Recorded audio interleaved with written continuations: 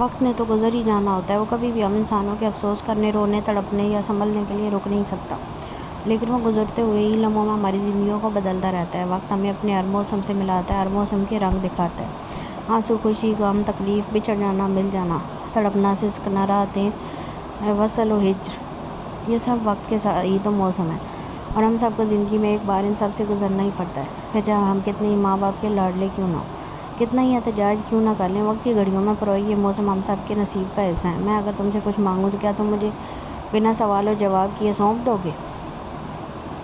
مسجد کے صحن میں کھڑی شیر خان نے پرسوچ نظریں آسمان پر ٹکائے کہا تو عدالت سے آنے چون کر انہیں دیکھا۔ آج تک تمہیں کبھی انکار کیا ہے جو آج اس طرح سوال کر رہے ہو؟ تم یار ہو میرے، اجازت نہ مانگا کر، حکم کیا کر۔ عدالت شاہ کے کہنے پر شیر خان نے گہری سانس فضا کے سپرد کی۔ ہر گزرتا دن ان کے لیے نئی آزمائش لے کر آیا تھا۔ مقدس بیگم نے کوئی کسر نہیں چھوڑی تھی ان کی زندگی جہنم بنانے میں۔ حویلی آنے کے بعد مبین بیگم ایک بار پھر سے ماں بننے والی تھی، جب مقدس بیگم نے دائی کو پیسے دے کر ان کا بچہ ضائع کروا دیا۔ یہ بات جب دائی کے بیٹے نے شیر خان کو بتائی تو انہیں سانس لینا مشکل لگا، اور جب انہیں پتہ چلا کہ وہ اب کبھی ماں نہیں بن سکیں گی تو شیر خان کو پاؤں تلے زمین نکلتی محسوس ہوئی۔ یہ بات انہیں کافی دیر بعد پتہ چلی تھی۔ تب اگر مقدس بیگم ماں بننے والی نہ ہوتی تو وہ شاید انہیں جان سے مار دیتے، لیکن اپنی ہونے والی اولاد کا سوچتے وہ خون کے گھونٹ بھر کر رہ گئے، اس رات کو سینے میں ہی دفن کر لیا۔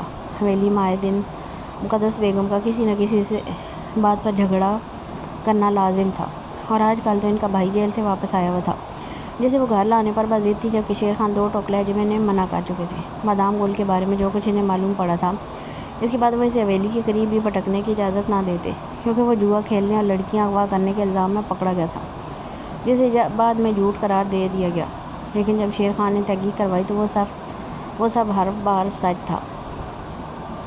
میں چاہتا ہوں بچوں کا نکاح کر دیا جائے۔ شیر خان کے فیصلہ کن لہجے پر وہاں آتے بہادر خان رسمی سے آنے چون کر دیکھا۔ یہ کیا کہہ رہے ہیں لالا؟ بچے ابھی چھوٹے ہیں، انہیں خود کی سمجھ نہیں، اس رشتے کی کیا سمجھ ہوگی؟ تم خاموش رہو بہادر، تم بتاؤ تم نے یہ بات کیوں کی؟ شیر، اتنا بڑا فیصلہ کیسے لے لیا؟ تو ہم بچوں کے ساتھ ایسا ظلم نہیں کر سکتے، یہ ان کی زندگی بھر کا سوال ہے۔ بہادر خان کو ٹوکتے شیر خان کے روبرو کھڑے ہوتے 2 ٹوک لہجے میں کہا تو شیر خان نے تلخی سے مسکراتے سر جھٹکا۔ ظلم سے بچانے کے لیے ہی کہہ رہا ہوں، میں اپنے بیٹے کو برباد ہوتے نہیں دیکھ سکتا شاہ۔ میرا زرگام بہت معصوم ہے، بہت محبت کرتا ہے اپنی ماں سے، وہ جو کہتی ہے زرگام خان کے لیے پتھر پر لکیر ہوتا ہے۔ میں نے اپنے بیٹے سے کبھی سخت لہجے میں بات نہیں کی، اور وہ عورت اسے جوتوں تھپڑوں سے اس سفاکی سے مارتی ہے کہ جب تک وہ اپنے ہوش نہ کھو دے اسے ترس نہیں آتا، اور وہ بیوقوف ماں کی ہر مار کھانے کے بعد بھی اس پر جان نچھاور کرنے کو تیار رہتا ہے۔ مجھے نہیں پتہ کتنی سانسوں کی مہلت ہے، بہت تھکا دی ہے زندگی نے یار، ہم نے جیتے جی اپنے بیٹے کی زندگی کا فیصلہ کرنا چاہتا ہوں۔ میں نہیں چاہتا میرے بعد وہ عورت اپنی خواہشات یا ضد کے پیچھے میرے بیٹے کی زندگی خراب کرے، یا اپنے جیسی عورت میرے زرگام کے لیے چنے۔ اس لیے میں عقیدت کو مانگتا ہوں۔ جانتا ہوں تمہاری بیٹی کے ساتھ ظلم ہے، لیکن میرا دل گواہی دیتا ہے جو بیٹا ماں کا ہر ظلم برداشت کر کے اف نہیں کرتا، اس کی ہر بات کو حکم سمجھتا ہے، وہ اپنی بیوی کے ساتھ کبھی ناانصافی نہیں ہونے دے گا، وہ کبھی بھی اپنی بیوی کے آنسوؤں کی وجہ نہیں بنے گا۔ میں نے اپنے بیٹے میں بہت ٹھہراؤ دیکھا ہے شاہ، وہ رشتوں کو ان کے مقام پر رکھ کر آگے چلنے والوں میں سے ہے۔ وہ اپنی ماں سے اگر محبت کرے گا تو بیوی سے عشق بھی کرے گا، وہ ڈھال بنے گا، ہر تکلیف ہر ظلم خود برداشت کر لے گا، مگر اپنی بیوی پر آنچ نہیں آنے دے گا۔ میرا دل کہتا ہے یار، نم بھرائے لہجے میں کہتے آخر میں ہاتھ جوڑے تو عدائشہ نے تڑپ کر آگے بڑھتے شیر خان کے ہاتھ اپنے ہاتھوں میں تھامے۔ تو یقین رکھ شیر خان، تیرا فیصلہ کبھی غلط نہیں ہوگا، مگر یہ بھی یاد رکھنا اگر تمہارا بیٹا ڈھال بننے والوں میں سے ہے تو میری بیٹی بھی باپ کی طرح محبت کرنے والوں پر جان نچھاور کرنے والی ہے۔ تمہارے بیٹے کو ڈھال نہیں بننے دے گی نا اس پر آنچ آنے دے گی، بلکہ اس کے کندھے سے کندھا ملا کر کھڑی ہونے والی ہوگی، ہر مشکل کا مقابلہ اس کی ہمدم ہو کر کرے گی۔ وہ عقیدت عدائت شاہ ہے اس میجر کی بیٹی، جو فیصلہ اس کا باپ کرے گا اس پر خاموشی سے سر جھکا دے گی، مگر جو اس کے شوہر کی طرف نگاہ اٹھائے گا اس کا سر گردن سے جدا بھی کر دے گی، یہ میرا دل کہتا ہے۔ شیر خان کو گلے لگاتے مسکرا کر کہا تو بہادر خان نے مسکرا کر اپنے بھائی کو دیکھا۔ ایسے دل ہمیں بھی چاہیے جو مستقبل بتاتے ہوں، ہمارے دل نے تو جب بھی بتایا پیٹ کا پیغام ہی پہنچایا ہے، جیسے ابھی کہہ رہا ہے کہ شدید بھوک لگی ہے، اور ہمارا ماننا ہے کہ دل کے اس پیغام کا فوراً جواب دینا چاہیے۔ بہادر خان کے مسکرا کر کہنے پر ان چاروں کے کہہ کے فضا میں گونجے، جبکہ دور کھڑی تقدیر نے مایوسی سے سر جھٹکتے بادلوں کی اوٹ میں خود کو چھپا لیا۔ لاکھ مقدس بیگم کے احتجاج کے باوجود بھی شیر خان اور ہدایت شاہ نے سب کو نکاح کے لیے راضی کر لیا اور چند دن پہلے عقیدت شاہ کو زرگام خان کے نکاح میں دے دیا گیا۔ رات کے 2:30 بجے کا وقت تھا جب شیر خان کی بے چینی سے آنکھ کھل گئی۔ جھٹکے سے اپنی جگہ سے اٹھتے انہوں نے اپنے دائیں جانب لیٹی مبین بیگم کو دیکھا جو پروت شاہ خان کو سینے سے لگائے گہری نیند میں تھی۔ مبین بیگم نے سچ میں اپنی محبت کا حق ادا کیا تھا۔ انہوں نے زرگام اور پروت شاہ کو اپنی اولاد کی طرح ہی چاہا تھا، انہیں اتنی محبت دی جتنی آئس خان کو دی تھی۔ 5 سالہ پروت شاہ کے بالوں میں نرمی سے ہاتھ پھیرتے شیر خان بیڈ سے نیچے اترتے، اپنی اجرک کندھوں کی گرد پھیلائی اور کمرے کا دروازہ کھول کر باہر آئے۔ مقدس بیگم کمرے کے ادھ کھلے دروازے کو دیکھ اندر داخل ہوئے تو وہ کہیں نظر نہ آئی تو حیرت سے شیر خان نے ارد گرد نگاہ دوڑائی۔ مقدس سمندر ہو کیا؟ واش روم کے دروازے کے قریب کھڑے ہو کر پکارا، مگر اندر سے کوئی جواب نہ پا کر انہیں شدید حیرت ہوئی۔ پریشانی سے ماتھا مسلتے ہوئے جلدی سے کمرے سے باہر نکلے تو قدم خود بخود زرگام خان کے کمرے کی جانب بڑھے۔ کمرے سے گھٹی گھٹی آوازوں کو سنتے شیر خان پریشانی سے اندر داخل ہوئے، مگر نظر آتے منظر کو دیکھنے لگا وہ ایک قدم آگے بڑھائیں گے تو زمین میں دھنس جائیں گے۔ آج اس عورت نے اپنی صفاکی کی ساری حدیں پار کر دی تھی۔ میرا کاٹ ڈالو گے؟ اس ناگن کی بیٹی کو میری بہو بناؤ گے؟ زرگام خان کے چہرے پر تکیہ رکھے پاگلوں کی طرح ایک ہی بات کو دہراتی وہ زرگام خان کے تڑپتے وجود کو فراموش کیے ہوئی تھی۔ ہوش میں آتے شیر خان ایک ہی جذبے میں مقدس بیگم کے قریب پہنچے اور بازو سے تھام کر اپنے سامنے کرتے وہ نہ جانے کتنے ہی بے دریغ تھپڑ اس کے چہرے پر رسید کر چکے تھے۔ اسے سیامتے مقدس بیگم کو پیچھے دھکا دیتے وہ ہوش و خرد سے بیگانہ زرگام خان کی جانب متوجہ ہوئے، جبکہ شیر خان کے دھکا دینے پر مقدس بیگم نے قہر بھری نظروں سے انہیں دیکھا اور وہاں سے بھاگنے کے انداز میں کمرے سے نکلتی چلی گئی، جبکہ زرگام خان کو سانس دیتے ہاتھ پاؤں پھیلاتے شیر خان اسے ہوش میں لانے کی کوشش کر رہے تھے۔ زرگام خان کو کھانستے اور مندی مندی آنکھیں کھولتے دیکھ شیر خان نے شدت سے اسے خود میں بھینچ لیا۔ دل تھا کہ بیٹے کی حالت پر دہاڑے مار مار کر رونے کو چاہ رہا تھا، اگر وہ ایک لمحہ بھی ضائع کر دیتے تو آج وہ عورت ان سے ان کا بیٹا چھین لیتی۔ گھٹیا عورت، تم نے ایسا سوچا بھی کیسے؟ میرے بیٹے کو تکلیف دینے کی ہمت بھی کیسے ہوئی؟ مقدس بیگم کی گردن اپنی آہنی گرفت میں لیتے دبے دبے لہجے میں گھرا کر کہا تو مقدس بیگم نے کہہ کر لگاتے شیر خان کی آنکھوں میں دیکھا، جبکہ مقدس بیگم کے یوں پاگلوں کی طرح کہہ کر لگانے پر شیر خان نے حیرت سے انہیں دیکھا۔ وہ میرے خلاف گیا تھا، مقدس خان کے خلاف، اور جو میرے خلاف جائے گا اسے مرنا ہوگا، سمجھے تم؟ مرنا ہوگا، چاہے وہ پھر کوئی بھی ہو۔ مقدس بیگم کے زہر خون لہجے پر شیر خان نے حیرت سے انہیں دیکھا۔ کتنی محبت مان عزت دی تھی انہوں نے اس عورت کو، نہ صرف بیوی سمجھ کر بلکہ یہ سوچ کر کہ دنیا میں ان کا ہے ہی کون۔ کتنی غلطیوں کو نظر انداز کیا تھا، کتنے رازوں کو دل میں دفن کیا تھا۔ تم بھی تو گئے تھے نا میرے خلاف، اور تمہارا وہ دوست، سب کا آج آخری دن ہے، سب کا۔ بیٹے کو تو بچا لیا، دوست کو کیسے بچاؤ گے؟ خود کیسے بچو گے؟ میرے خلاف کیا ثبوت دو گے کہ میں نے یہ سب کچھ کیا؟ اچھا ہوا تمہیں پتہ چل گیا، اب قبر میں تمہاری روح بے چین تو نہیں رہے گی۔ جو تمہارا دوست جا رہا ہے نا، آج واپس بچا لو اسے۔ شیر خان کے کان کے قریب جھکتے سرگوشیانہ انداز میں کہا تو شیر خان نے بے یقینی سے ان کی جانب دیکھا۔ مقدس بیگم کی آنکھوں میں نفرت کی آگ دیکھتے الٹے قدم وہ مبین بیگم کے کمرے کی جانب بڑھے۔ کیا ہوا؟ کہاں جا رہے ہیں آپ؟ کمرے میں ہوتی کھٹ پٹ کی آواز پر مبین بیگم نے حیرت سے اٹھتے ہوئے سوال کیا۔ ہدایت، زندہ نہیں چھوڑوں گا میں، ہاتھ میں پسٹل تھامے باہر کی جانب بڑھتے ہوئے چلا کر کہا تو مبین بیگم نے گھبرا کر قدم بیڈ کے کنارے پر پڑی اپنی چادر کی جانب بڑھائے۔ شیر خان کو اگر اندازہ ہوتا کہ ان کے آدھے ادھورے الفاظ دو خاندانوں میں نفرت کی دیوار کھڑی کر دیں گے تو وہ شاید کبھی مر کر بھی یہ الفاظ نہ بولتے۔ ہم نے پیچھے ننگے پاؤں دوڑ کر آتی مبین بیگم کی آوازوں کو نظر انداز کیے وہ حویلی کے گیٹ سے نکلتے چلے گئے، جبکہ کھڑکی میں کھڑی مقدس بیگم نے ہونٹوں پر مکروہ مسکراہٹ سجائے کھڑکی پر پردہ گرا دیا۔ آج ہدایت شاہ نے واپس جانا تھا، انہیں فوج کی طرف سے مشن پر جانے کا خط موصول ہوا تھا۔ شیر خان سے وہ ایک دن پہلے ہی مل چکے تھے کیونکہ ٹرین صبح 5 بجے نکلنی تھی اور وہ انہیں صبح کے وقت پریشان نہیں کرنا چاہتے تھے۔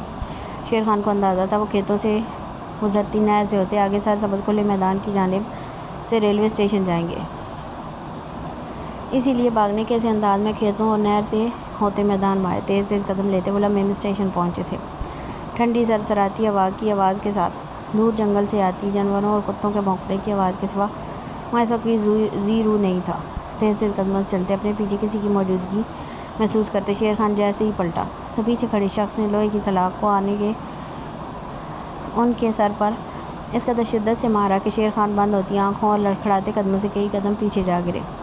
چکراتے سر اور بند ہوتی آنکھوں کو مشکل کھولتے سامنے نظر آتے عکس کو غور سے دیکھنا چاہا۔ آنکھوں سے دھند ہٹی تو نظریں اپنے سامنے چہرے پر مکروہ مسکراہٹ سجائے کھڑے بادام گل کو دیکھ شیر خان کو اپنا خون کھولتا محسوس ہوا۔ ہدایت، کہاں ہے بادام گل؟ اگر میرے دوست کی جانب ہاتھ بڑھایا بھی تو کندھے سمیت اکھاڑ دوں گا۔ زمین پر ہاتھ ٹکائے بمشکل کھڑے ہوتے دھاڑتے ہوئے کہا تو بادام گل نے مکرو کہکا لگاتے شیر خان کے اٹھنے سے پہلے ہی ان کے سر پر دوبارہ پوری قوت سے وار کیا تو میدان کی سرسراتی خاموشی ہوا میں شیر خان کی دلدوز چیخیں گونجی۔ خون فوارے کی مانند سر سے بہتا سرسبز میدان کو رنگتا چلا گیا۔ چہرہ خون سے تر ہوتا سبھی نقوش کو اپنے رنگ میں رنگ گیا۔ بے جان ہوتے جسم سے وہ اوندھے منہ زمین پر گرے تو بادام گل نے پسٹل نکالی۔ مرنے والے کو سوال جواب نہیں کرنا چاہیے بلکہ قبر میں ہونے والے سوالوں جواب کا سوچنا چاہیے۔ کیا دوستی ہے نا، مرتے وقت بھی دوست کی پڑی ہے، دیکھنا اس دوستی کی قیمت ساری عمر ادا کرتا رہے گا تمہارا وہ یار۔ یہ دیکھو یہ اس کی پسٹل ہے۔ کتنے یقین سے دوست کے حوالے کر گیا، یہ بھی نہیں سوچا غلط ہاتھوں میں لگ گئی۔ پھر چلو خیر چھوڑو، مرتے مرتے تمہیں مستقبل بتا کر احسان کر دیتا ہوں۔ شاہ اور خان برباد ہونے والے ہیں، ولی خان کی نسل اس کے پوتوں پر ختم ہونے والی ہے۔ شیر خان کے بے جان وجود کو بالوں سے تھام کر سیدھا کرتے، ان کے سینے پر پسٹل کی ساری گولیاں اتارتے زہر خون لہجے میں گھرا کر کہا، جیب سے سفید رنگ کا پیکٹ نکال کر اس میں سے ادائے چاہ کی وردی پر لگے بٹن سے ملتا بٹن نکال کر شیر خان کے دائیں ہاتھ میں تھما دیا۔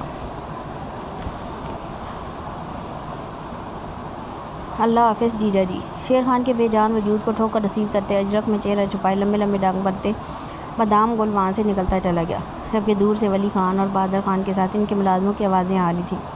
شیر خان کے جانے کے بعد مبین بیگم نے جا کر یہ بات ولی خان کو بتائی، جس پر ولی خان بہادر خان اور ملازموں کے ساتھ شیر خان کو ڈھونڈنے نکلے تھے۔ کھیتوں میں پہنچے تو میدان کی جانب سے آتی گولیوں کی آواز انہوں نے کسی انہونی کا گمان ہوا۔ تیز تیز قدموں سے آگے بڑھتے ہوئے اس بات سے انجان تھے کہ آگے کا منظر ان کی زندگیوں میں کیا قیامت ڈھانے والا ہے۔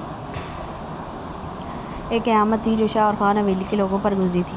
گاؤں کے سردار کا قتل پورا گاؤں دکھ و صدمے میں نڈال تھا۔ خان حویلی سے جنازہ اٹھا تو پر ہر طرف چیخ و پکار سے کوہرام مچ گیا تھا۔ شیر خان کے قتل کو 10 دن ہو چلے تھے۔ جو ثبوت ولی خان اور بہادر خان کو شیر خان کی لاش کے قریب سے ملے تھے، وہ چاہ کر بھی اس پر یقین نہیں کر پا رہے تھے۔ پولیس معاملے کی چھان بین میں مصروف تھی اور بہادر اور ولی خان اس امید پر چپ تھے کہ اللہ کرے وہ ثبوت جھوٹ ثابت ہو جائیں۔ ان کا داماد شیر خان کا جگری یار، ان کا یار ہی رہے، دشمن نہ ثابت ہو جائے۔ ولی خان اور بہادر خان اس وقت مردان خانے میں بیٹھے تھے جب انسپکٹر جبار وہاں داخل ہوئے۔ سلام دعا کے بعد وہ ایک نظر دائیں جانب سر جھکائے بیٹھے سمیر شاہ پر ڈالتا ولی خان کے سامنے بیٹھ گیا۔ بتاؤ انسپکٹر، کیا بنا، مجرم کون ہے؟ دیکھیں ولی خان صاحب، میں یہ بات اس طرح کرنا تو نہیں چاہتا تھا اور نہ ہی یہ بات میں تھانے میں کسی کے سامنے کرنا چاہتا تھا۔ ہم مدعے کی بات پر آئیں انسپکٹر۔ یہ 10 دن سولی پر کاٹنے کے مترادف تھے ہمارے لیے۔ میرے بھائی کا قاتل زندہ ہے اور ہم ہاتھ پر ہاتھ دھرے بیٹھے ہیں۔ بہادر خان کے غرا کر کہنے پر بادام گل نے اپنی داڑھی پر ہاتھ پھیرتے معنی خیز نظروں سے انسپکٹر کو دیکھا، جس پر انسپکٹر نے سمجھتے ہوئے سارا اس بات میں لایا۔ اتنی تکلیف دہ بات آپ کے لیے ہے، اتنی ہمارے لیے ہے کہ جن دوستوں کی دوستی کی مثال ہماری مائیں ہمیں دیتی تھی، اسی دوست نے اپنے جگری یار کو محض دولت کی خاطر اتنی دردناک موت دی۔ داجی آپ شاید جانتے نہیں، یہ بات تفتیش کے دوران معلوم ہوئی ہے کہ ادائے شاہ نے نکاح پر حق مہر کے نام پر شیر خان کی آدھی دولت اپنی بیٹی کے نام لکھوائی ہے اور اب وہ اپنے بیٹے سے پلوشہ بیٹیوں کا نکاح باقاعدہ باقی کی جائیداد ادائے کے نام لگوا کر کرنا چاہتے تھے۔ ادائے شاہ نے جانے سے پہلے تک فیصلہ کرنے کا وقت دیا تھا شیر خان کو۔ جب شیر خان نے قتل کے دن صبح جا کر انکار کیا تو ادائے شاہ نے غم و غصے سے پاگل ہوتے ان کا قتل کر دیا۔ انسپکٹر کے ہونٹوں سے ادا ہوا ہر لفظ کسی تیر کی طرح ولی خان اور بہادر خان کا دل چھلنی کر گیا۔ ولی خان تو جیسے اپنی جگہ ڈھہ گئے، دونوں ہاتھوں میں سر تھامے وہ بے یقینی سے انسپکٹر جبار کو دیکھ رہے تھے۔ ارے نکل کلموئی یہاں سے، ورنہ جان سے مار دوں گی۔ عقیدت شاہ کو بازو سے دبوچے سیڑھیوں سے گھسیٹتے لاؤنج میں لا کر دھکا دیا تو کشف بیگم تڑپ کر آگے بڑھی۔ کیا کر رہی ہیں بھابھی؟ معصوم بچی پہلے بخار میں تپ رہی ہے اور آپ ایسا سلوک کر رہی ہیں؟ عقیدت کو باہوں میں بھرتے ٹوکتے ہوئے کہا تو مقدس بیگم اپنا سینہ پیٹتی وہیں زمین پر بیٹھتی چلی گئی۔ قاتل کی بیٹی ہے، میرے شیر خان کو مار دیا اس کے باپ نے، میرے بچوں کو یتیم کر دیا، سب اس ڈائن کی نحوست کی وجہ سے ہوا ہے۔ مقدس بیگم کی چلانے کی آواز سنتے سب وہیں جمع ہونے لگے تھے۔ سیڑھیوں سے اترتے زرخام خان نے اپنی سرخ انگارہ ہوتی نظروں سے اپنی ماں کو دیکھتے کشف بیگم کے آثار میں تھر تھر کانپتی عقیدت کو دیکھا۔ دل اس وقت ذرا ساز سے عاری تھا۔ نگاہوں کے سامنے باپ کا خون میں لپٹا وجود گھوم رہا تھا۔ نظریں بساختہ اپنے ہاتھ پر گئیں جن سے جان نچھاور کرنے والے باپ کو قبر میں اتارا تھا۔ یہ کیا کہہ رہی ہیں بھابھی؟ ایسا نہیں ہو سکتا ادائک بھائی۔ ارے چپ کرو تم، آپ بتائیں داجی، کیا سچ نہیں کہہ رہی میں؟ بتائیں نہیں کیا کیا؟ بتائیں نہیں کیا آپ کے داماد نے قتل؟ مقدس بیگم کے طنزیہ لہجے پر کمرے سے نکلتی مبین بیگم نے لڑکھڑاتے ہوئے بمشکل دروازے کو تھاما۔ میری بات پر یقین نہیں تو اپنی استیتی بھابھی سے پوچھ لو، اس کے کمرے سے ہی گئے تھے، اس نے ہی بتایا تھا نا کہ ہدایت کا نام لے رہے تھے غصے سے۔ بس کر جائیں بھابھی، میرے ہدایت ایسا کچھ نہیں کر سکتے، جھوٹ ہے یہ سب بابا، آپ جانتے ہیں ہدایت ایسا مر کر بھی نہیں کر سکتے، وہ شیر خان کو بھائیوں سے بڑھ کر چاہتے ہیں۔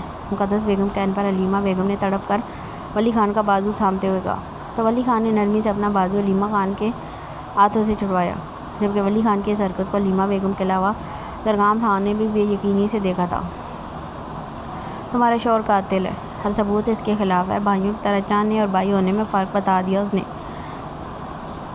ہمارے شیر کو مار دیا اس نے، دولت چاہیے تھی ہم سے مانگ لیتا، میری زندگی بھر کی جمع پونجی چھیننے کی کیا ضرورت تھی، میرے جگر کے ٹکڑے کو مارنے کی کیا ضرورت تھی۔ ہانس منہ سے تار چیر لیے بھیگے لہجے میں کہا، تو لونج میں مکمل موت سا سناٹا چھا گیا، نکلو یہاں سے، دفع ہو جاؤ، نہیں ہے کوئی جگہ تم لوگوں کی یہاں، میرے شیر کے قاتل ہو تم لوگ۔ کشف بیگم کے لاکھ روکنے کے باوجود مقدس بیگم نے حلیمہ بیگم کو بازو سے تھامتے باہر کی جانب دھکا دیتے ہوئے کہا، تو حلیمہ بیگم نے تڑپ کر اپنے بھائی کی جانب دیکھا جو سر جھکائے خاموشی سے ولی خان کے پیچھے کھڑا تھا۔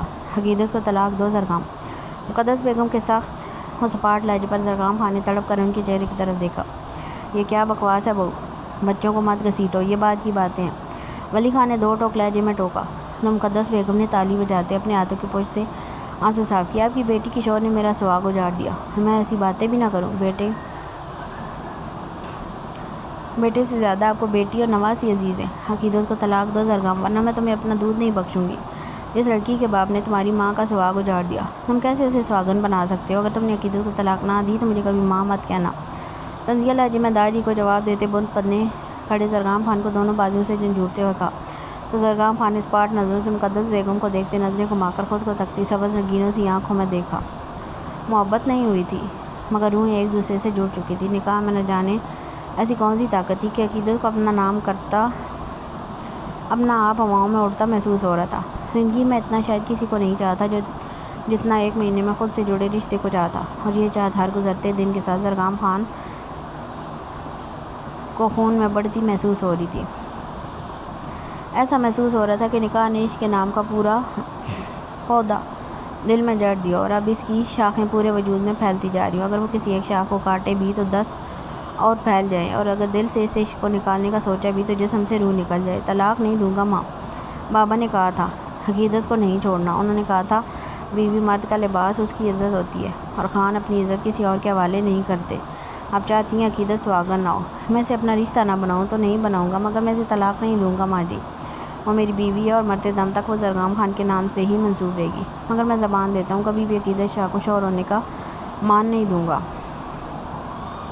دو ٹوک لہجے میں مقدس بیگم کو جواب دیتے آگے بڑھتے کشف بیگم کے پیچھے چھپتی عقیدت کے بازو کو اپنی سخت گرفت میں لیا، جس پر عقیدت نے تڑپ کر سر نفی میں ہلایا۔ میرے بابا قاتل نہیں ہیں زرگام، بابا قاتل نہیں ہیں، مجھے مت نکالو، مجھے پلوشے کے پاس رہنا ہے، زرگام خان کے ہاتھ سے اپنا بازو چھڑواتے روتے ہوئے تڑپ کر کہا۔ تو زرگام خان نے خون چھلکاتی آنکھوں سے عقیدت کو دیکھا، سختی سے ہونٹ بھینچے، بازو سے گھسیٹتے حویلی کے گیٹ کے پاس لا کر دھکا دیا، تو بیٹی کے پیچھے آتی حلیمہ بیگم نے دہل کر عقیدت شاہ کو دیکھا۔ اب ایک لفظ منہ سے نکالا تو زبان گدی سے کھینچ لوں گا، گھٹنے سے بہتے خون کو نظر انداز کرتے سرخ گالوں پر تھپڑ مارتے دھاڑتے ہوئے کہا۔ تو یہ منظر حویلی میں داخل ہوتے بلال شاہ کو لمحے میں آگ لگا گیا۔ تبھی ایک ہی جس میں زرگام خان کے سر پر پہنچتے وہ عقیدت کا بازو چھڑوا کر زرگام خان کے چہرے پر مکہ رسید کر چکا تھا۔ بہن ہے میری سالے، ہاتھ کیسے لگایا؟ زرگام خان کا کالر دونوں مٹھیوں میں دبوچے دھاڑتے ہوئے کہا۔ اس سے پہلے زرگام خان بلال شاہ پر جھپٹتا کہ بلال کے پیچھے آتے بہرام نے دونوں کو ایک دوسرے سے جدا کیا۔ عقیدت کی حالت دیکھ وہ سطحوں سے بھی آیا تھا، لیکن وہ زرگام کے دکھ اس کی کنڈیشن کو سمجھتا خاموشی اختیار کر گیا تھا۔ بہن تھی، اب بیوی ہے میری، ایک بار کیا مرتے دم تک ہاتھ لگاؤں گا، کیا کر لو گے؟ بہرام کو پیچھے کرنے کی کوشش کرتے گھبرا کر کہا۔ تو بلال شاہ نے خون چھلکاتی سی آنکھوں سے زرگام خان کو دیکھا۔ تو میرا بھی وعدہ ہے خان، جتنی بار تمہارا ہاتھ میری بہن کو تکلیف دینے کے لیے اٹھے گا نا، بلال شاہ ڈھال بن کر کھڑا ہوگا اس کے سامنے، اگر تمہارے ہاتھ کو کاٹ کر کتوں کے آگے نہ ڈالا تو مجھے بلال شاہ نہ کہنا۔ سرد و اسپاٹ لہجے میں کہتے جھک کر روتی بلکتی عقیدت کو باہوں میں اٹھایا، تو یہ منظر زرگام خان کے رگ و پے میں آگ لگا گیا۔ اس سے پہلے زرگام خان آگے بڑھتا کہ حلیمہ بیگم نے آگے بڑھتے اپنے بازو اپنے دونوں ہاتھ زرگام خان کے آگے جوڑ دیے۔ میرا شوہر بے گناہ ہے زرگام، تمہیں پتہ ہے تمہاری پھپھو جھوٹ نہیں بولتی، اگر تم یقین نہیں کر سکتے تو ان کے واپس آنے تک انتظار کر لو، مگر اس سب کی سزا میری بیٹی کو نہ دو۔ میرے بھائی نے بہت محبت و مان سے یہ رشتہ جوڑا ہے، اسے مت توڑنا۔ نم لہجے میں کہتی وہ بہرام شاہ کا بازو تھامتی حویلی سے نکلتی چلی گئی، جبکہ زرگام خان وہیں گھٹنوں کے بل بیٹھتا خود سے دور جاتی عقیدت شاہ کو دیکھتا رہا۔ کئی باغی آنسو پلکوں کی بار توڑتے رخسار پر بہتے گردن میں جذب ہونے لگے تھے۔ ماضی ہدایت کو خط لکھا ہے میں نے، یقین ہے جلد ہی جواب آ جائے گا، مگر اس سے پہلے میں تم سے پوچھنا چاہتا ہوں، کیا تمہیں بھی لگتا ہے بہادر خان کی ہدایت شیر خان کے ساتھ ایسا کر سکتا ہے؟ وہ بھی دولت کے لیے؟ کیا اس کے پاس دولت کی کمی ہے؟ میرا سب کچھ بھی تو میرے بھائی کا ہی ہے نا، مگر اس نے آج تک مجھ سے اپنے حصے کا بھی جواب نہیں مانگا۔ وہ ایسا کیسے کر سکتا ہے؟ کیا تمہیں لگتا ہے وہ شاہ ہو کر اتنا بغیرت ہو سکتا ہے کہ اپنی چھوٹی سی بیٹی کا نکاح پیسے کے لالچ میں کرے؟ سمیر شاہ کے سوالیہ لہجے پر بہادر خان نے نفی میں سر لاتے ان کی جانب دیکھا۔ نہ لالا، ایسا تو ہم مر کے بھی نہ سوچ سکتا، مگر جو مر گیا نا وہ خون تھا میرا، وجود کیسا تھا، اور کوئی وجود کے حصے کو اتنی بے رحمی سے کاٹ کر جدا کر ڈالے تو کسی انسان کا خود پر یقین کرنے کے قابل نہیں رہتا۔ کسی پر کیا کرے گا؟ اگر قاتل ہدایت شاہ نہیں تو کون ہے؟ کس سے اپنے بھائی کے خون کا بدلہ لوں؟ ہمارا پلوشے بہت چھوٹا ہے لالا، اس نے تو ابھی باپ کا شفقت بھی نہ دیکھا تھا، ہم کیا منہ لے کر جائے اپنے بھائی کے بچوں کے سامنے کہ ان کے باپ کے قاتل کوئی تلاش نہ کر سکے، سزا نہ دلوا سکے؟ بھائی کی محبت اور احسانوں کا بہت بوجھ ہے، اور وہی بوجھ ہمیں بے بس کر ہے۔ اپنی جگہ سے کھڑے ہوتے نم لہجے میں کہا تو سمیر شاہ نے گہرا سانس لیتے بہادر خان کی پشت کو دیکھا۔ میدان چلتے ہیں، ضرور کوئی ثبوت ہمیں مل جائے گا، ویسے بھی اس جگہ پر اس دن سے کوئی نہیں گیا، تو اگر کچھ ہوا بھی تو یقیناً اس رات سے تعلق ہوگا اس کا، اور اس بار ہم اس میں کسی کو شامل نہیں کریں گے، چاہے وہ انسپکٹر ہی کیوں نہ ہو۔ سمیر شاہ کے کہنے پر بہادر خان نے پرسوچ نظروں سے انہیں دیکھتے سر اسبات میں لایا۔ ابھی وہ کچھ کہتے کہ بہادر خان کا خاص آدمی ڈیرے کے کمرے میں ارد گرد احتیاط سے دیکھتا داخل ہوا۔ بہادر لالا، ایک ضروری خبر لایا ہوں۔ چادر میں چہرہ چھپائے دھیمے لہجے میں کہا تو بہادر اور سمیر شاہ نے چوں کر اس کی جانب دیکھا۔ کیسی خبر مرجان؟ بہادر خان نے آگے بڑھتے حیرت سے استفسار کیا تو مرجان نے چہرے سے چادر ہٹاتے ایک نظر سمیر شاہ کو دیکھتے بہادر خان کو دیکھتا۔ خان اس رات جب شیر خان کا قتل ہوا تو ہدایت شاہ وہاں نہیں تھا۔ مرجان کے سرگوشیانہ لہجے میں کہنے پر بہادر اور سمیر شاہ نے چوں کر اسے دیکھا۔ کون تھا پھر وہاں؟ اگر ہدایت وہاں نہیں تھا تو اس کے خلاف ثبوت کیسے وہاں پہنچے؟ سمیر شاہ کے سخت لہجے پر مرجان خان نے انگلی ہونٹوں پر رکھتے آہستہ بولنے کا اشارہ کیا۔ حوصلہ شاہ، دیواروں کے بھی کان ہوتے ہیں، اور جب دشمن آستین میں چھپا ہو تو تب زیادہ محتاط ہونا چاہیے۔ شیر خان کا قتل جس وقت ہوا ٹرین یہاں سے جا چکی تھی، اور اس کے بعد اگلے 3 دن تک کوئی ٹرین کراچی نہیں گئی، جبکہ ہدایت کو جو آرمی کا خط ملا تھا اس کے مطابق اسے اس شام ڈیوٹی پر پہنچنا تھا۔ اگر وہ قتل کر کے چھپتا بھی تو 3 دن بعد ڈیوٹی پر پہنچتا، جو کہ وہ ہرگز نہیں کر سکتا تھا۔ اور سب سے اہم بات، بادام گل کو انسپکٹر جبار کے ساتھ دیکھا گیا قتل والی شام اور اس کے بعد بھی، اور ایک مجرم کا پولیس والے سے کیسا یارانہ ہو سکتا ہے؟ مرجان خان کے سرگوشیانہ لہجے پر سمیر شاہ اور بہادر خان نے حیرت سے اس انکشاف پر ایک دوسرے کو دیکھا۔ مطلب بادام گل؟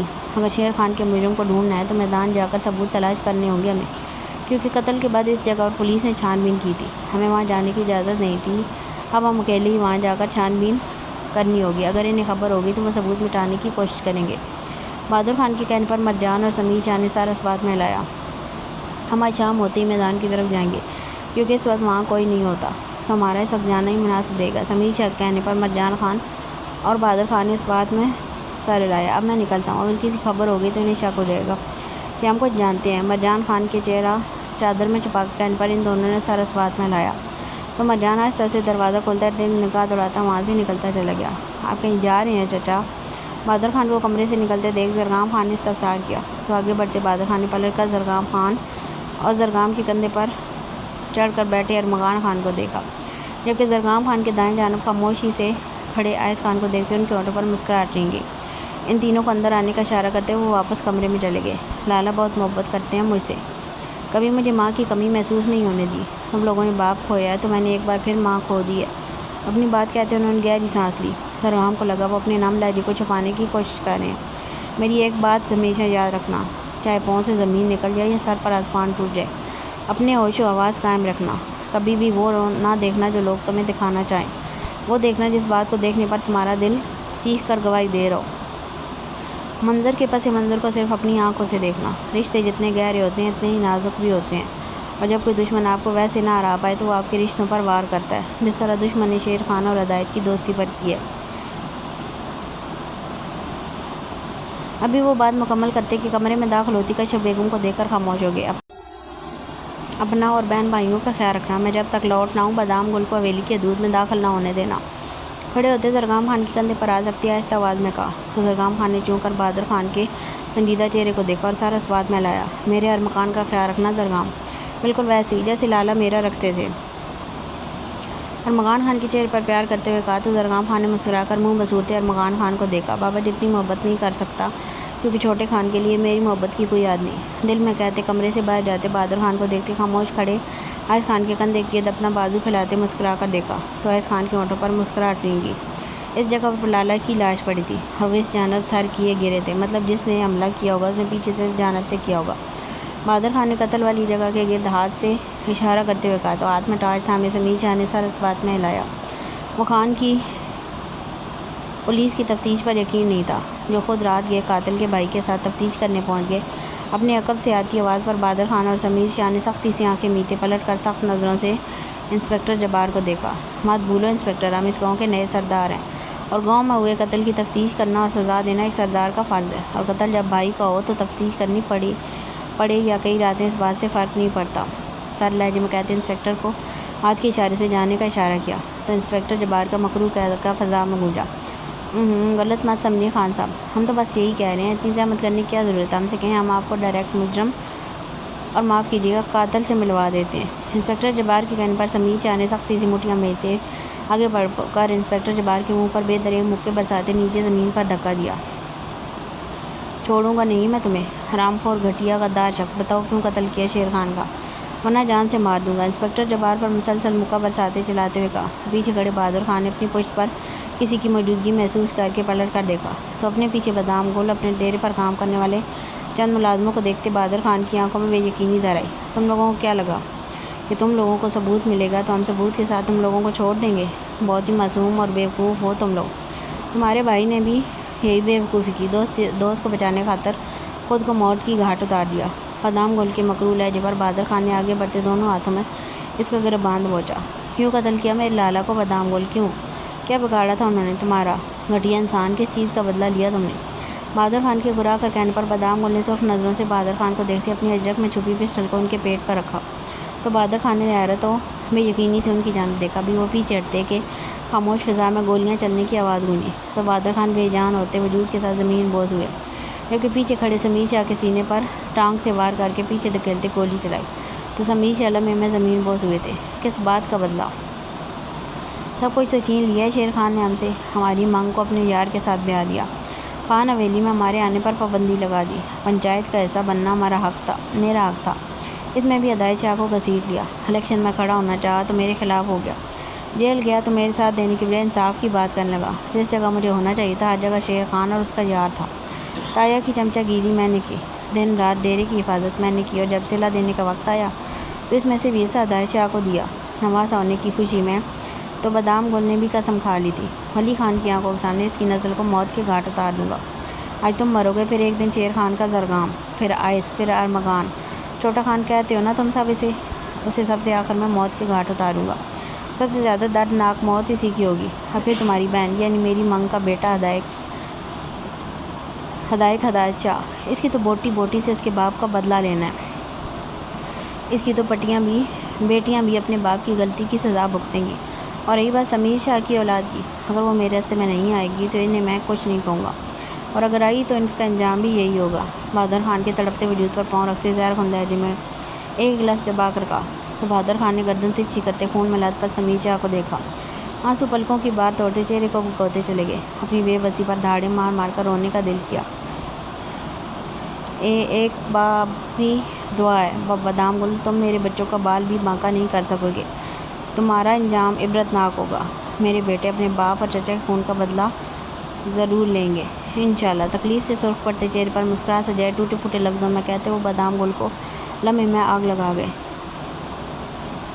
ابھی بادام گل نے غصے سے پاگل ہوتے بہادر خان کے سینے کے بیچوں بیچ گولی چلائی تو بہادر خان کے ہونٹوں پر خون بھری ہچکی نکلی، جس کے بعد ہر طرف خاموشی چھا گئی۔ بدلہ ادائے شاہ سے لینا تھا تو اسے کیوں قتل نہیں کیا؟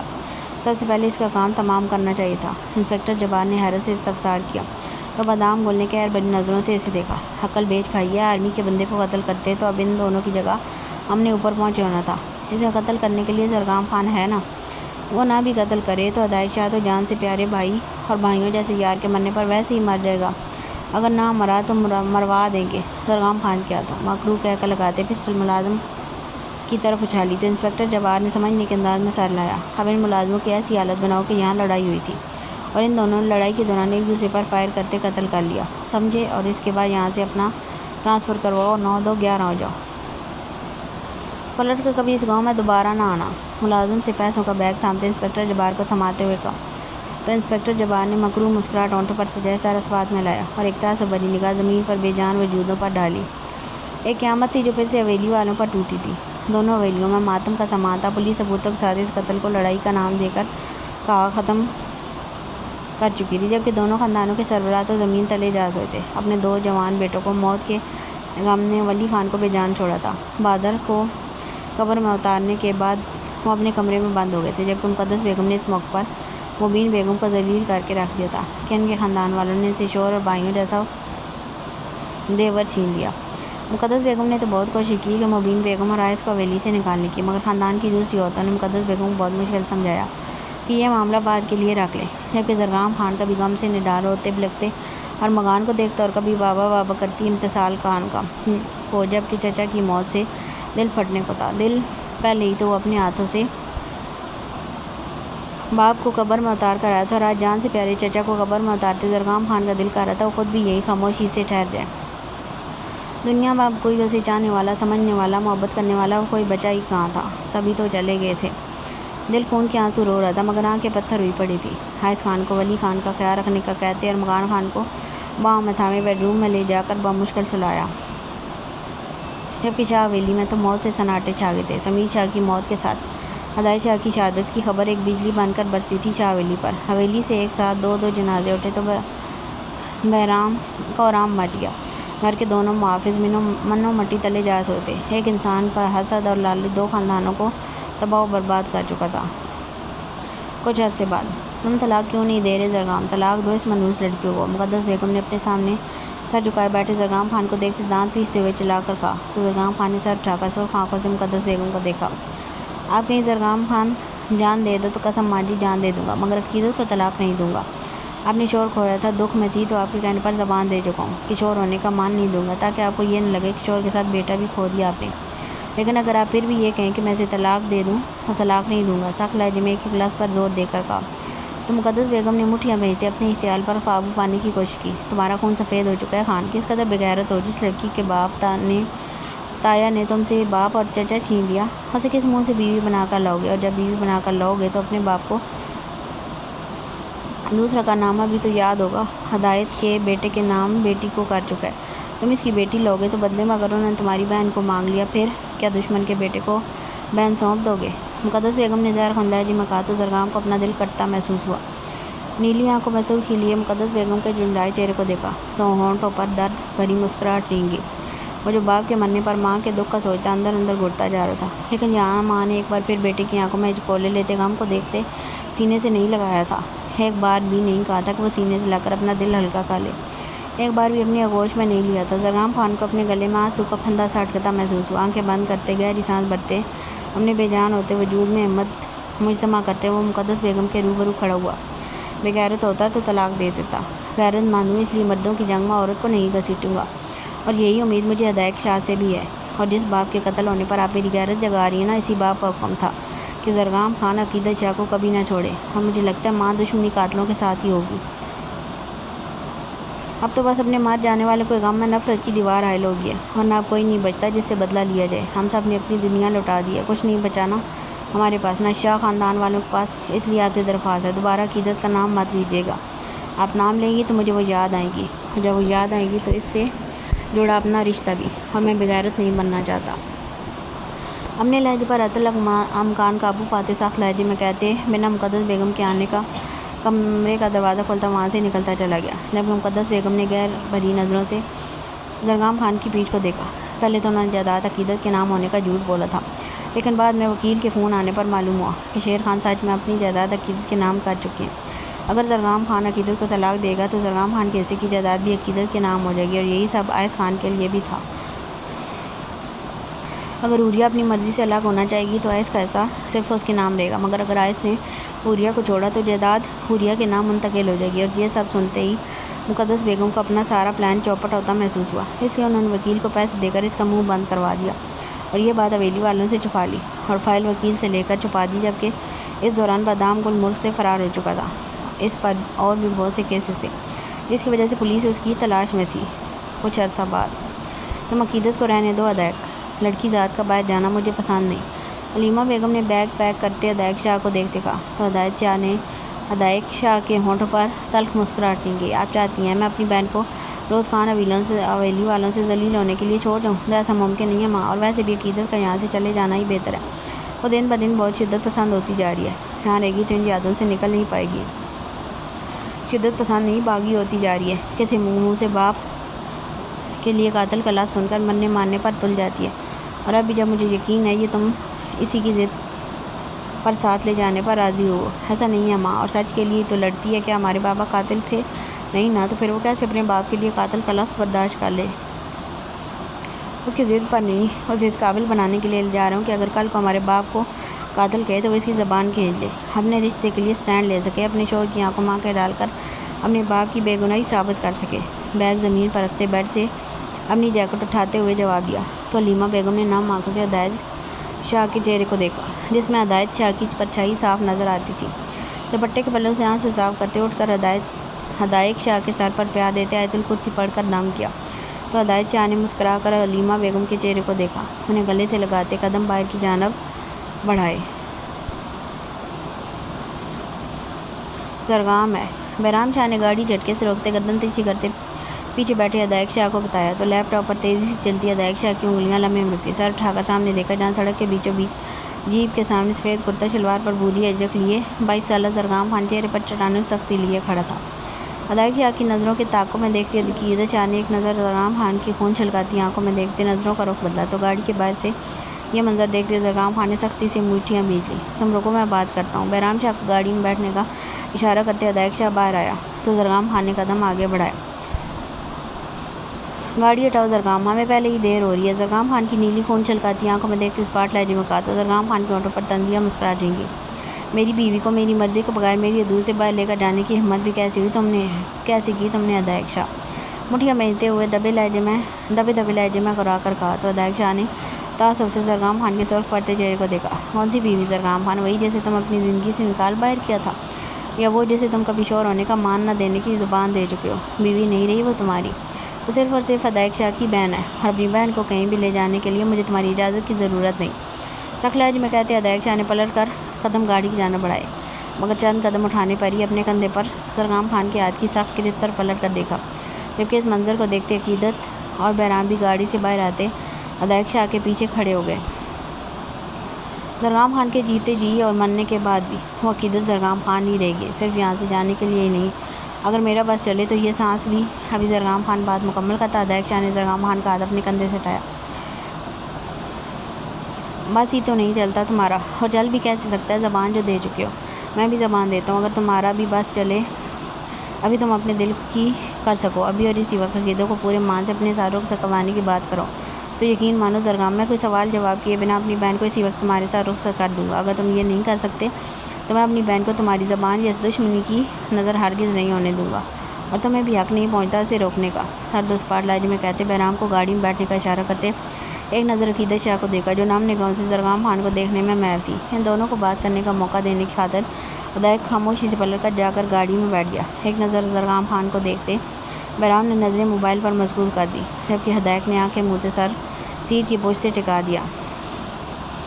سبز رنگ کے کرتے کے ساتھ کیپری پہنے، گولڈن بالوں کو پونی ٹیل میں باندھے، کندھوں پر سیاہ چادر لیے، سبز نگینوں سی آنکھوں میں آنسو لیے زرگام خان کی آنکھوں میں دیکھتی وہ پل کے لیے اسے شرمندہ کر گئی۔ وہ بھی کیا کرتا مجبور تھا، وہ شہید کی بیٹی تھی، لیکن اس سے پہلے باپ کے قاتل کی بیٹی تھی، لہٰذا وہ چیخ کر ہدایت شاہ کے قاتل ہونے کی گواہی دے رہا تھا۔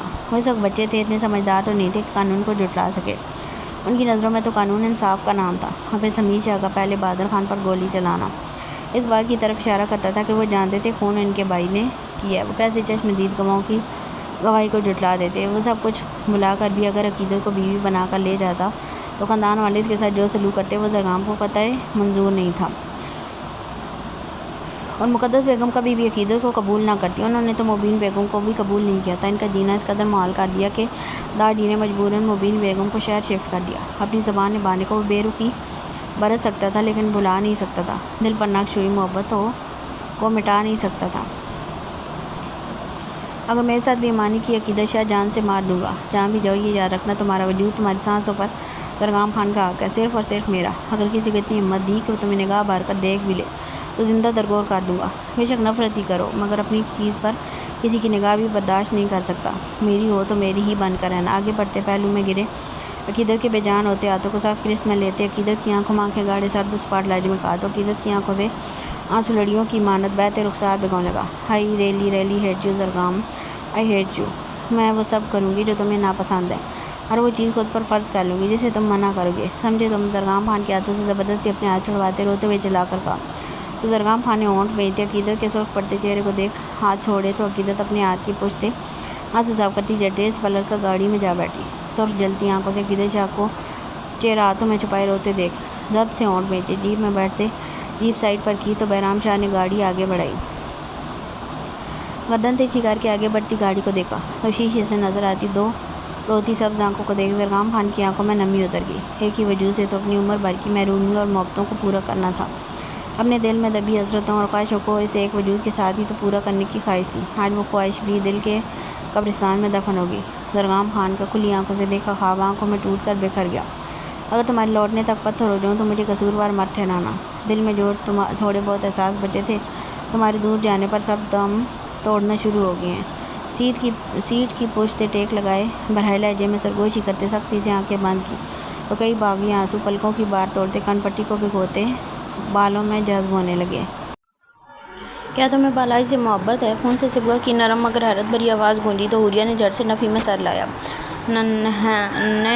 نہیں پاگل، محبت نہیں ہے، بس وہ مجھے اچھے لگتے ہیں. لاؤن میں ارد گرد نگاہ دوڑاتے سو پر دونوں پاؤں اوپر کر کے بیٹھتے ڈپٹنے کے انداز میں کہا تو دوسری جانب صبغہ نے سمجھنے کے انداز میں سر لایا. لیکن میں نے سنا ہے پسند وہی ہوتا ہے جس سے محبت ہوتی ہے.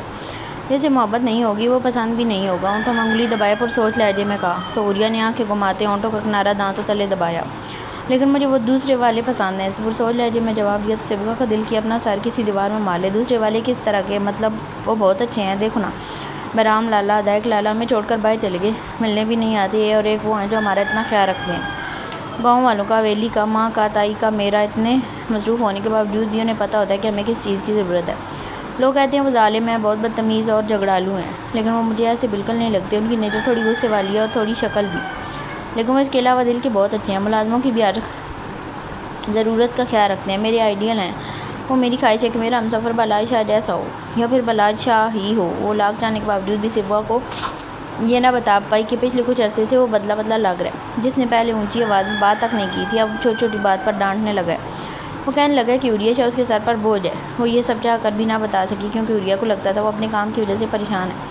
بعد میں ٹھیک ہو جائے گا. جبکہ پچھلے دروازے داخل ہوتے سیڑھیوں کی جانب بڑھتے بالائی شاہ قدم میں ساختہ حوریہ کے الفاظ پر تھمے تھے. دل تو پہلے ہی اس کے لیے باغی ہوا جا رہا تھا.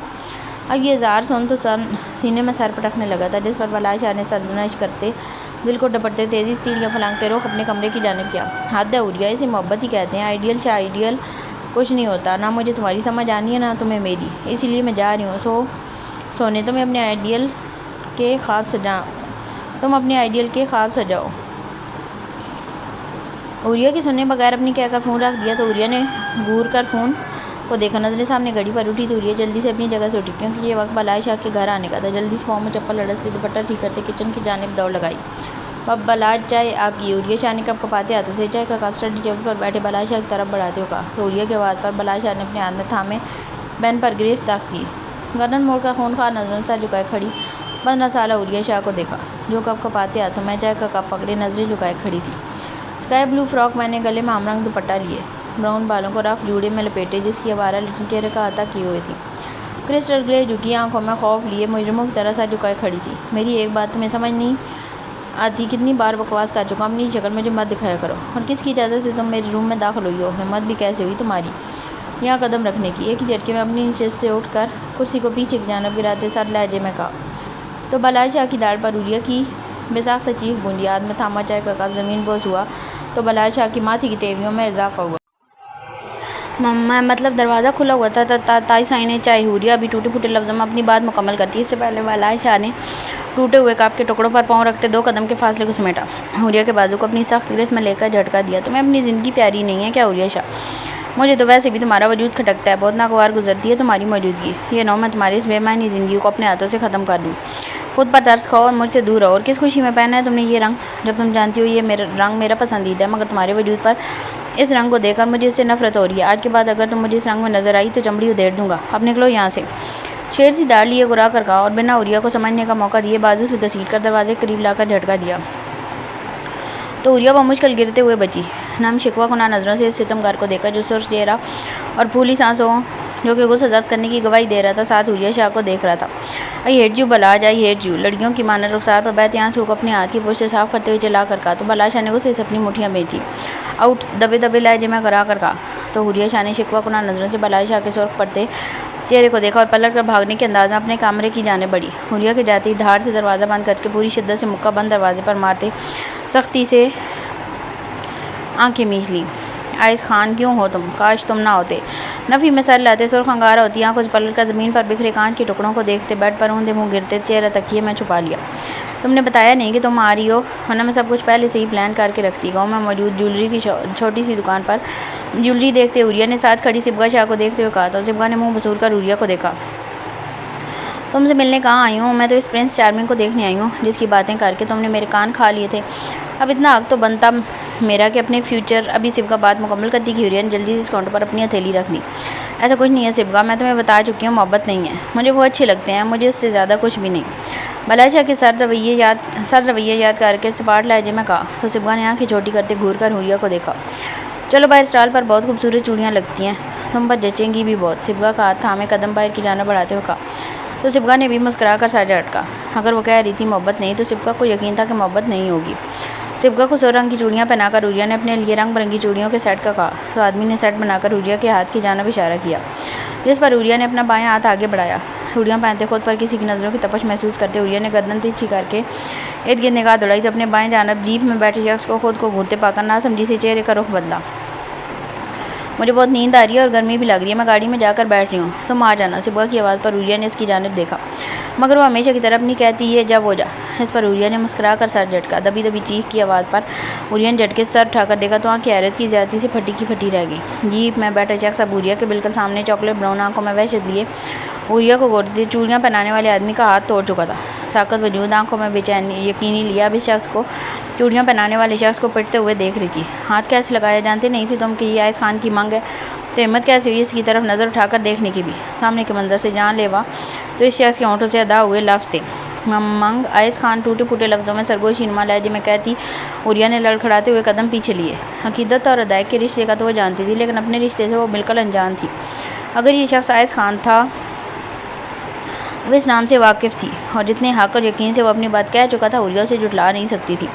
آئز خان کو اپنی جانب بڑھتے دیکھ حوریہ نے بساخت اپنے قدم پیچھے لیے تھے اور پھر وہ جھٹکے سے پلٹتی اندھادھن وہاں سے بھاگی تھی. وہ صرف آئز خان سے ہی نہیں اس حقیقت سے بھی بہت دور بھاگ جانا چاہتی تھی جبکہ وہ بخوبی آئز خان کا اپنے پیچھے آنا محسوس کر سکتی تھی. اندھادھن بھاگتے دائیں جانب موڑ کاٹتے وہ ٹھوکر لگنے کے باعث منہ کے بل بری طرح گری تھی.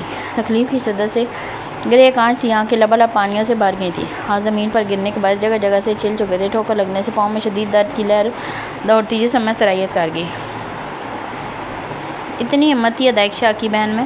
گھٹنوں کے بل زمین پر حوریہ کے قریب بیٹھتے طنزیہ لہجے میں کہا. تو حوریہ نے تکلیف سے سختی سے لب بینتی آنکھیں میچ لی جس پر غموں کو سے اس پاگل ہوتے آئز خان نے حوریہ کے بالوں کو اپنی مٹھی میں دبوچتے چہرہ اپنی جانب کیا. گرے رنگ کے سوٹ کے ساتھ گرین دوپٹہ گلے میں لیے کندھوں پر بھاگنے کے باعث گری سیاہ چادر اور ٹیل پونی سے نکلے بالوں کی آوارہ لٹیں خوبصورت چہرے کا احاطہ کیے ہوئے تھے. گلاب سی پنکھڑیوں جیسے نازک پتلے لب بری طرح کپ کپا رہے تھے. گلابی گال آنسوؤں سے متواتر بھیگ رہے تھے جنہیں دیکھتے آئز خان کے ہونٹوں پر تلخ مسکراہٹ رنگی.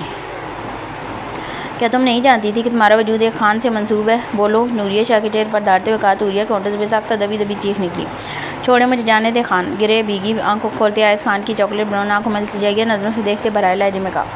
تو آئز خان نے جھٹکے سے حوریہ کا چہرہ اپنے چہرے کے اس قدر قریب کیا کہ آئز خان کی دہکتی سانسوں کی تپش سے حوریہ کو اپنی جلد جلستی محسوس ہوئی. دل تو کہہ رہے اس شخص کی طرح تمہارا بھی ہاتھ توڑ دوں مگر ہونٹ بھیجتے حوریہ کے کپ کپاتے وجود کو دیکھا. پہلی اور آخری غلطی سمجھ کر معاف کر رہا ہوں. آئندہ ایسا ہوا تو جان سے مار دوں گا اور یقین مانو تمہیں جان سے مارنے کا مجھے بہانا ہی چاہیے اور تمہیں مارنے میں مزہ بھی بہت آئے گا.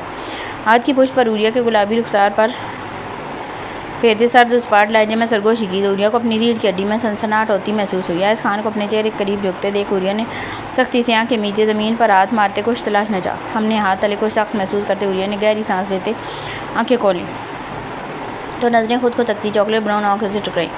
خود میں ہمت جمع کرتے ہاتھ آگے کرتے عائض خان کے ماتھے پر شدت سے وار کیا تو عائض خان لڑکھڑا کر پیچھے ہوا، جس کا فائدہ اٹھاتے عوریہ جھٹکے سے اٹھتی وہاں سے بھاگی تھی۔ دور جاتے بھاگتے ہوئے ایک نظر پلٹ کر دیکھا تو ماتھے سے نکلتے خون کو انگلیوں کے پوروں سے چھوتے خون اشام نظروں سے خود کو تکتے عائض خان کو دیکھتے عوریہ نے بساختہ جھرجھری لی اور پلٹ کر میں وہاں سے غائب ہوئی تھی۔ چھوڑوں گا نہیں، میں تمہیں سود سمیت بدلہ لوں گا۔ زیر لب بڑبڑاتے جیب سے رومال نکال کر زخم پر رکھتے قدم اپنی جیب کی جانب بڑھائے۔ جیب سے رومال نکال کر زخم پر رکھتے قدم اپنی جیب کی جانب بڑھائے۔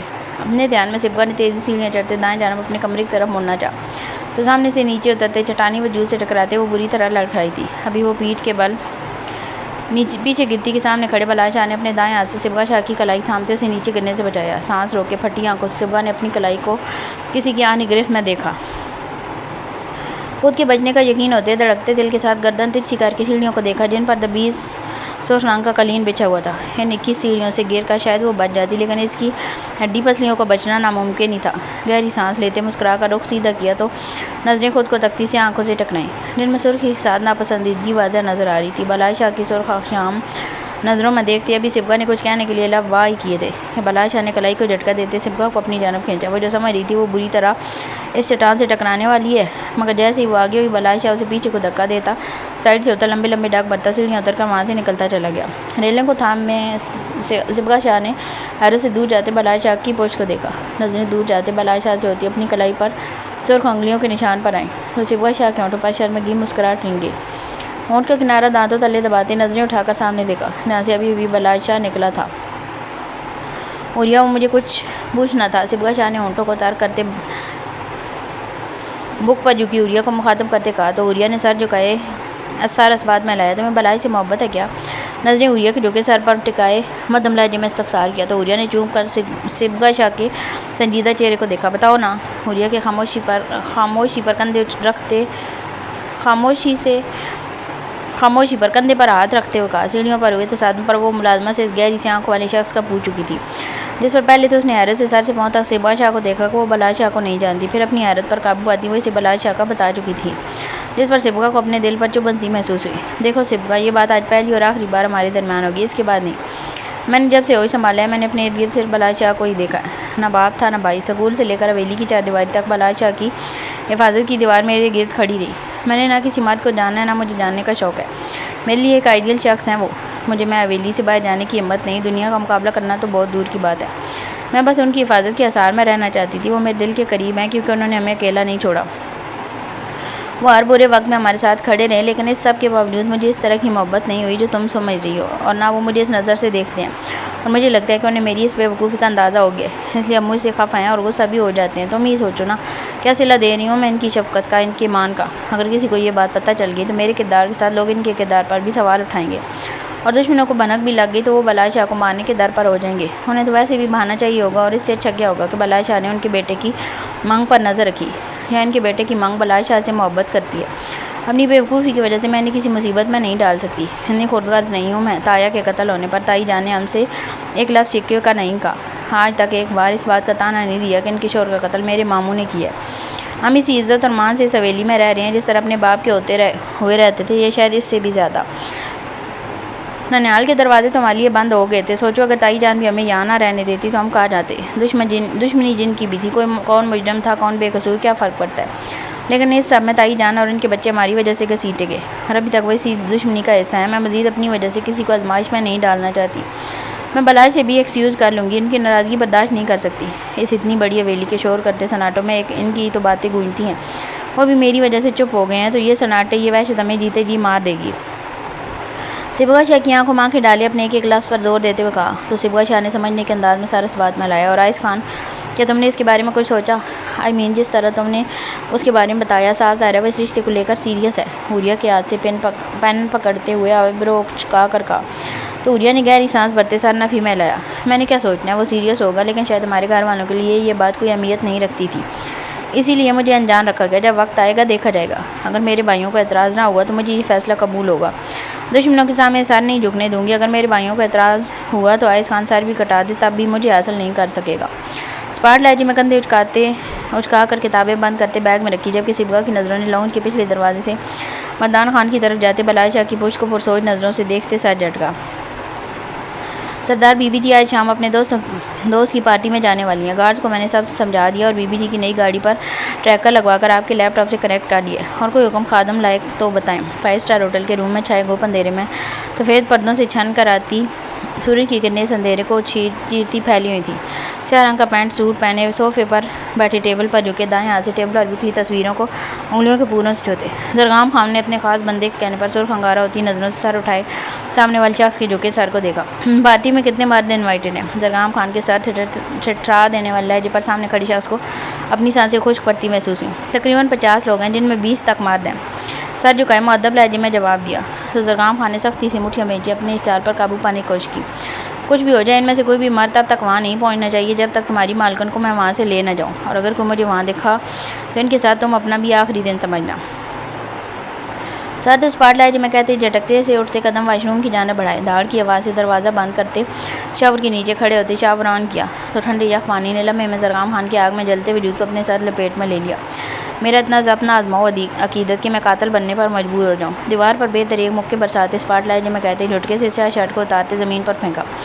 دل میں اس قدر آگ لگی ہوئی تھی کہ یہ ٹھنڈا یک پانی بھی اس کو مٹانے میں ناکام ہو رہا تھا۔ آنکھوں کے پردے پر عقیدت شاہ کا مسکراتا چہرہ لہرایا تو زرغام خان نے جھٹکے سے آنکھیں کھولتے دونوں ہاتھ سامنے دیوار پر ٹکاتے سر جھکا لیا۔ پنک اسکرٹ کے ساتھ وائٹ شرٹ پہنے، گولڈن بالوں کو رف جوڑے میں قید کیے، لائٹ میک اپ کیے، سبز اسپاٹ آنکھوں سے ارد گرد کا جائزہ لیتے عقیدت نے گاڑی کا دروازہ کھولتے باہر قدم رکھے، جبکہ کچھ فاصلے پر آگے اور پیچھے کھڑی گاڑیوں میں بیٹھے زرغام خان کے گارڈز نے عقیدت کی گاڑی سے باہر نکلتے اپنے چہروں کو ماسک سے کور کیا اور اندر جاتی عقیدت کو دیکھتے جلدی سے باہر نکلے۔ تھینک گاڈ تم آ گئے، مجھے لگا تم ہمیشہ کی طرح اس بار بھی نہیں آؤ گی۔ عقیدت کو فارم ہاؤس کی خوبصورت سے سجے لان میں داخل ہوتے دیکھ ولیم نے آگے بڑھتے پرجوش لہجے میں کہا تو عقیدت نے ایک سنجیدہ نگاہ ولیم کے خوشی سے چمکتے چہرے پر ڈال کر بنا جواب دیے قدم آگے بڑھائے۔ اگر اس خان کے یہاں ہونے پر شک نہ ہوتا تو تمہارے جنازے پر بھی نہ آتی۔ آگے بڑھتے بڑبڑا کر کہا تو ساتھ چلتے ولیم نے چون کر عقیدت کی جانب دیکھا۔ ٹیبل کے قریب جاتے عقیدت نے ارد گرد نگاہ دوڑائی جہاں سے کوئی مرد نہ دیکھا۔ گارڈز تھے بھی تو کافی فاصلے پر، اور جو عقیدت نے بات شدت سے نوٹ کی وہ عقیدت کے وہاں آنے پر رخ بدل چکے تھے۔ ولیم کے علاوہ وہاں کوئی اور مرد نہیں تھا، حالانکہ اس نے انویٹیشن لسٹ دیکھی تھی، جس میں ولیم کے کافی دوستوں کے نام بھی شامل تھے، اور یہ محض اتفاق نہیں ہو سکتا تھا۔ تم کچھ کھا نہیں رہی؟ ڈونٹس تو تمہارے فیوریٹ ہیں نا، ٹرائی تو کرو۔ عقیدت کو خاموشی سے بیٹھے دیکھ ولیم نے ڈونٹ عقیدت کی جانب بڑھاتے ہوئے کہا تو عقیدت نے جبراً مسکراتے ہاتھ بڑھاتے ڈونٹ تھام لیے۔ وہ جب سے آئی تھی پرسوچ نظریں ارد گرد گھماتی خاموشی سے ایک طرف بیٹھی تھی، جبکہ ولیم ہر 2 منٹ بعد اپنے دوستوں کو چھوڑ کر عقیدت کے پاس آ کر اس سے باتیں کرنے کی کوشش کر رہا تھا، جس پر عقیدت بس ہوں ہاں میں ہی جواب دے رہی تھی۔ جیک لوگ پتہ نہیں کیوں نہیں پہنچے، کال بھی نہیں اٹھا رہے۔ ولیم کی جھنجھلائی آواز پر عقیدت نے چون کر اسے دیکھا۔ دل و دماغ نے شدت سے اس سب کے پیچھے زرغام خان کے ہونے کی گواہی دی۔ گہری سانس بھرتے سر جھٹکتے ڈونٹ کھاتے جوس کا گلاس لبوں سے لگایا، جسے دیکھتے ولیم کی آنکھوں میں چمک سے اتری۔ موبائل کو پاکٹ کی جیب میں ڈالتے وہ مکمل عقیدت کی جانب متوجہ ہوا۔ بلیک شرٹ کے ساتھ گرے پینٹ کوٹ، سیاہ گھنے بالوں کو جل سے سیٹ کیے، گہری آنکھوں میں چمک لی عقیدت شاہ کو محبت پاش نظروں سے دیکھتا وہ دوسری جانب کیمرے میں یہ منظر دیکھتے زرغام خان کو آگ لگا گیا تھا، جبکہ جوس کا گلاس لبوں سے لگاتے عقیدت کی آنکھیں چمکی تھیں۔ وہ اتنی بیوقوف نہیں تھی کوئی اس کے کھانے میں کچھ ملائے اور اسے پتہ بھی نہ چلے۔ وہ یہ گلاس ولیم کے سر پر مار کر اس کا سر بھی پاڑ سکتی تھی، لیکن اس وقت سب سے ضروری زرغام خان کا سامنے آنا تھا، اور عقیدت تو زرغام خان کی رگ رگ سے واقف تھی۔ وہ جانتی تھی اس کی کمزوری کیا ہے، یہ صرف عقیدت شاہی کر سکتی تھی کہ وہ زرغام خان کو اس کی مرضی کے خلاف چلا سکے۔ وہ سامنے نہیں آ رہا تھا اور عقیدت کو پتہ تھا وہ کیسے سامنے آ سکتا ہے۔ گھومتے سر کو محسوس کرتے عقیدت کے گلابی ہونٹوں پر طنزیہ مسکراہٹ رنگ گئی، گردن موڑتے دائیں جانب خود کو ٹکٹکی باندھے دیکھتے ولیم کو دیکھا۔ مجھے ریسٹ روم جانا ہے، ولیم کی جانب جھکتے سرگوشی نما لہجے میں کہا تو ولیم کی جیسے مراد بھر آئی ہو، جھٹکے سے اپنی جگہ سے اٹھتے عقیدت کو آگے چلنے کا اشارہ کرتے ہوئے اس کے ہمراہ اندرونی حصے کی جانب بڑھے، جبکہ ولیم نے آگے بڑھتے ڈی جے کو میوزک کی آواز تیز کرنے کا اشارہ کیا، جس پر ڈی جے نے مسکراتے سر اس بات میں ہلایا۔ ولیم کمرے کے دروازے کے باہر عقیدت کو چھوڑتا خود پلٹ گیا تھا۔ ولیم کی چالاکی پر عقیدت نے سر جھٹکتے قدم اندر بڑھائے۔